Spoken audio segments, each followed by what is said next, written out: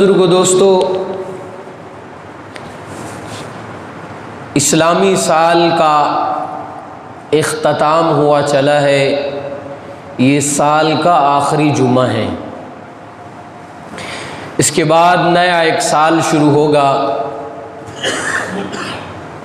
اور یہ تو بات گاہے بگاہے ہوتی رہتی ہے، ہم ہر دن اپنی قبر کے قریب جا رہے ہیں۔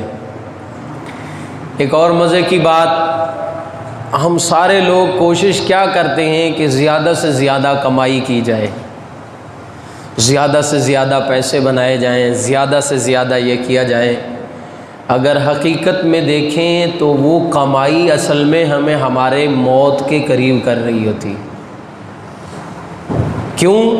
انسان کا جو رزق لکھا ہے وہ اللہ نے لکھ دیا، جس دن وہ رزق پورا ہو گیا انسان دنیا سے چلا جائے گا، اس نے وہاں نہیں رہنا، ختم۔ تو اس لیے سال پورا ہم نے گزار لیا، صبح ہوتی ہے، شام ہوتی ہے، عمر یوں ہی تمام ہوتی ہے کہ ہم نے اپنی زندگی کا ایک اور سال گزار دیا غفلت میں۔ خوش نصیب ہوں گے وہ لوگ جنہوں نے اپنی زندگی کے اس سال کو بھی قیمتی بنایا۔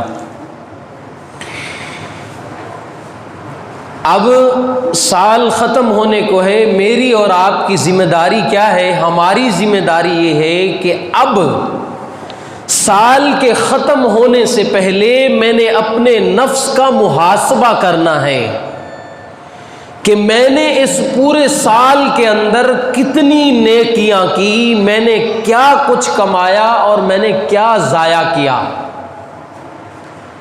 یہ ہم لوگوں نے کیا کرنا ہے؟ محاسبہ۔ عقل مند انسان وہ ہے کہ جو اپنے آپ کا محاسبہ کرے، اپنے نفس کا محاسبہ کرے، اپنے آپ کو چیک کرے، دن میں ہر شام، ہفتے میں ہر آخری دن، مہینے میں ہر آخری دن، سال کے آخری دن میں، کہ میں نے اس پورے سال میں کیا کمایا، کیا کھویا، کیا پایا۔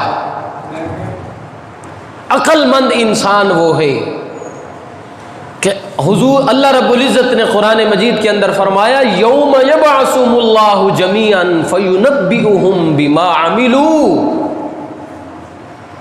قیامت کے دن میں سب کچھ آپ کے سامنے رکھ دوں گا کہ تم کیا کر کے آئے ہو۔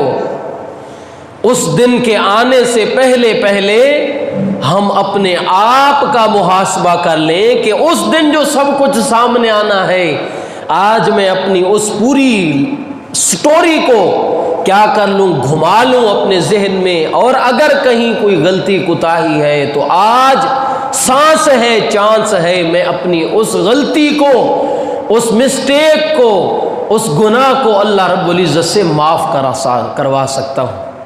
اللہ رب العزت نے قرآن مجید کے اندر ایک اور مقام پر فرمایا، احصاہ اللہ فنسوا، تم تو اپنے آپ کو بھول گئے ہو، میں نہیں بھولا، اللہ نہیں بھولے۔ ہم گناہ کر کے، غلط کر کے، اللہ اور اس کے رسول کو ناراض کر کے، ہم گناہ کر کے بھی بھول جاتے ہیں، لیکن میرا اللہ ہر لمحے، ہر وقت، ہر سیکنڈ میں ہماری زندگی کے ایک ایک لمحے کو اللہ جانتا ہے۔ اور پھر ایک اور مقام پر فرمایا، یوم تجد کل نفس ما عملت من خیر محضرا وما عملت من سوء، کہ اس دن کل نفس ما عملت من خیر محضرا، ہر وہ شخص، ہر ذی روح جس نے نیکیاں بھی کمائی ہوں گی تو وہ ان کو بھی پائے گا، اور جس نے برائیاں کی ہوں گی وہ قیامت کے دن ان کو بھی دیکھ کے اپنے سامنے لے لے گا۔ اور پھر جب وہ شخص کے جس کے گناہ زیادہ ہو جائیں گے، اور پھر وہ کیا خواہش کرے گا، اللہ نے قرآن میں یہ بھی بتلایا، فرمایا پھر وہ بندہ جس نے زندگی غفلت میں گزاری ہوگی، وہ کہے گا تود لو ان بینہا وبینہ امدا بعیدا، ہے کاش کہ اس دن اور میرے دن کے درمیان بہت زیادہ فاصلہ ہوتا۔ میں تو یہ سمجھتا رہا کہ بہت دور ہے، کاش کہ آج اس کو میرے سے دور کر دیا جاتا، لیکن فرمایا وہ دن تو پھر واقع ہو چکا ہوگا، پھر انسان کے وہ خون کے آنسو بھی اس کے کام نہیں آئیں گے۔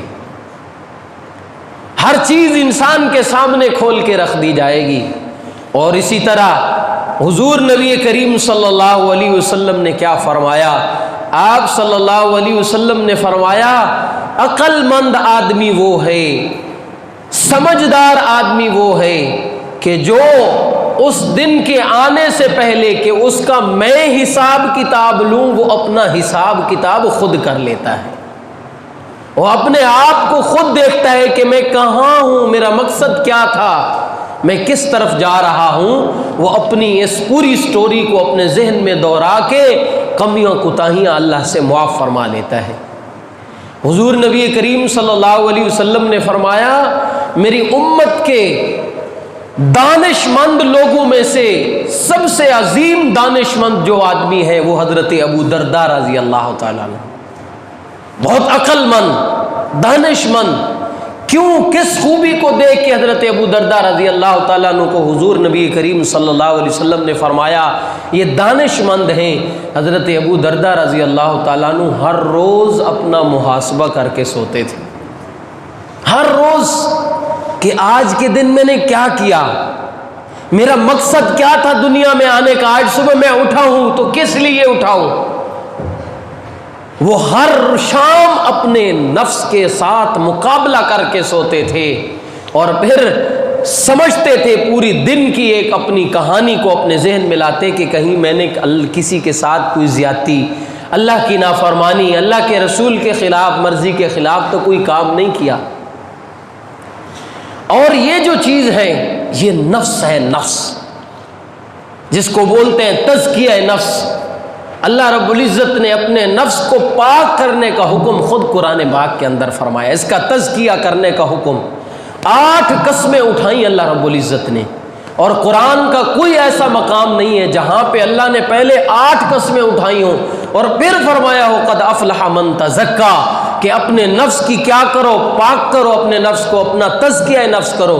اس سے پہلے قرآن میں کسی مقام پہ بھی اللہ نے قسمیں نہیں اٹھائیں، 1 اٹھائی، 2 اٹھائی، 3، بس 8 قسمیں نہیں اٹھائیں۔ 8 قسمیں اٹھا کے میرے اللہ رب العزت نے فرمایا تو کیا فرمایا کہ میرے بندو اپنے نفس کا تزکیہ کر لو، اپنے نفس کو پاک کر لو۔ حضرت ابراہیم علیہ السلام نے بیت اللہ کو تعمیر کرنے کے بعد اللہ سے فرمایا تھا اللہ اپنا یہاں نبی بھیجو، اور وہ نبی کا کام کیا ہوگا؟ وَيُعَلِّمُهُمُ الْكِتَابَ وَالْحِكْمَةَ وَيُزَكِّيهِمْ، جو ان لوگوں کا تزکیہ نفس کرے گا، ان لوگوں کو پاک کرے، ایسا نبی یہاں پہ بھیجو۔ تو تزکیہ نفس کہ انسان اپنے نفس کو ٹٹولے، اپنے آپ کو کہ میں نے زندگی کس طرح گزارنی تھی، میں کیا کر رہا ہوں۔ جب انسان اپنے نفس پر قابو پاتا ہے، اپنے نفس کی فکر کر لیتا ہے کہ میں نے کیا کرنا ہے، میری زندگی کا مقصد کیا ہے، پھر اس آدمی کے اس جسم سے وہ اعمال صادر ہوتے ہیں کہ جو اللہ اور اس کے رسول کو 100% راضی کرنے والے ہوتے ہیں۔ ہر وہ عمل پھر اس کے قدم قدم پہ اللہ کو راضی کرنے والا عمل نکلتا ہے۔ جب انسان اپنے نفس کو پاک کر لیتا ہے، اللہ کے سامنے اپنے آپ کو جھکا لیتا ہے، پھر وہ متقی بن جاتا ہے، پھر اس کا کوئی عمل جس میں ذرا بھی شبہ ہو وہ کام نہیں کرتا۔ حضرت ابو بکر صدیق رضی اللہ تعالیٰ عنہ ایک دفعہ کسی نے دعوت کر دی، کھانا کھلا دیا، اب کھانا انہوں نے کھا لیا، کھانا کھانے کے بعد تھوڑا سا شبہ ہوا کہ میں نے اس بندے سے پوچھا نہیں تھا کہ یہ آپ کیسے لائے ہیں۔ حضرت ابو بکر صدیق رضی اللہ تعالیٰ عنہ نے اتنا پانی پیا کہ میرے جسم میں وہ کھانا نہ رہ جائے جس کے اوپر ذرا بھی شبہ ہے، اتنا پانی کیا کہ قے کر لی، پھر پانی پیا، پھر قے کی، یہاں تک کہ آتا ہے اپنے اس کے اندر گلے میں انگلیاں ڈالتے رہے کہ میرے جسم سے وہ قطرہ بھی نکل جائے جو اس کھانے کا ذرہ بھی اندر ہو۔ تو کسی نے کہا حضرت ابو بکر یہ کیا کر رہے ہیں؟ فرمایا اگر مجھے اتنا بھی یقین ہوتا کہ میری انگلی مار کے میری جان بھی چلی جائے گی لیکن اس کھانے کا قطرہ باہر آ جائے گا تو میں اپنی جان کی بھی پرواہ نہ کرتا. اتنا تقویٰ. آج ہم یہ باتیں سن کے حیران ہو جاتے ہیں کہ کیسے لوگ تھا, کیا تھا یہ. کیوں؟ اس لیے کہ ہم نے سب کچھ دیکھا ہی دنیا میں, ہم نے کیا ہی سب کچھ آگے دنیا کو ہے, ہم نے تو آخرت کے بارے میں سوچا ہی نہیں. حضرت امام اعظم ابو حنیفہ رحمۃ اللہ علیہ کے بارے میں آتا ہے, آپ کے پاس ایک شخص آیا, آ کر کے مسئلہ پوچھا کہ حضرت میری بکری گم ہو گئی, میری بکری گم ہو گئی ہے, مجھے کوئی وظیفہ بتائیں جیسے آج کل ہوتا ہے, مجھے کوئی ایسا عمل بتائیں کہ میری بکری مل جائے. امام اعظم ابو حنیفہ رحمۃ اللہ علیہ نے اس کو بتلایا. بتلانے کے بعد پریشان بیٹھے تھے, ایک بندہ آیا, کہنے لگے حضرت کیا ہوا؟ فرمایا یار یہ بتاؤ بکری کی کم از کم عمر کتنی ہوتی ہے, زیادہ سے زیادہ کتنی ہوتی ہے؟ اس شخص نے بتلایا کہ جی اتنی عمر ہوتی ہے. آتا ہے کہ امام اعظم ابو حنیفہ رحمۃ اللہ علیہ نے اتنے سال تک بکری کا گوشت نہیں کھایا کہ کہیں کسی کسائی کے پاس وہ چوری کی بکری نہ آئی ہو اور وہ گوشت امام اعظم کے پیٹ میں چلا جائے. جن لوگوں کی نظر آخرت پر تھی ان لوگوں نے پھر اتنا اہتمام کیا ہر بات کا. بادشاہ وقت نے امام اعظم ابو حنیفہ رحمۃ اللہ علیہ کو کہا آپ چیف جسٹس لگ جائیں, میری حکومت میں آپ کو عہدہ دیتا ہوں. فرمایا نہیں بھائی, میں اس قابل نہیں ہوں, میرے سے یہ ذمہ داری نہیں سنبھالی جائے گی. اس نے کہا اگر نہیں لیتے تو پھر آج کے بعد فتویٰ آپ کسی کو نہیں دیں گے, مسئلہ کسی کو نہیں بتائیں گے. فرمایا ٹھیک ہے. فرمایا بھائی ٹھیک ہے, آج کے بعد نہیں بتاؤں گا کسی کو مسئلہ. یہاں سے چلے, اپنے گھر پہنچے. بیٹی نے کہا ابا جان ایسا مسئلہ ہے, ذرا یہ مسئلہ تو بتائیے. امام اعظم ابو حنیفہ رحمۃ اللہ علیہ کی آنکھوں میں آنسو آئے. فرمایا بیٹی بادشاہ کو بات دے کے آیا ہوں, مسئلہ پوچھنا ہے تو اپنے بھائی سے پوچھو, زندگی بھر مسئلہ نہیں بتاؤں گا.